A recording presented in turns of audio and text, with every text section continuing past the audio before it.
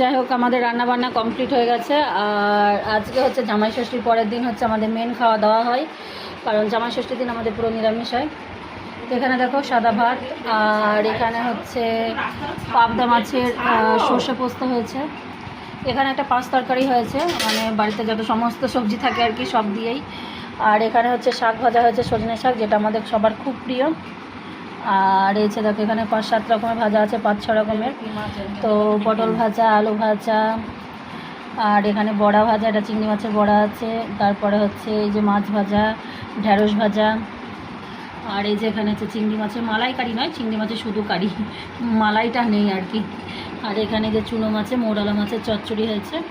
মোড়াল মাছ অনেকটাই আছে, তো মাকে বললাম অতটা করতে হবে না, ভাজা রাখতে, তো মা এখানে এতটুকু করেছে।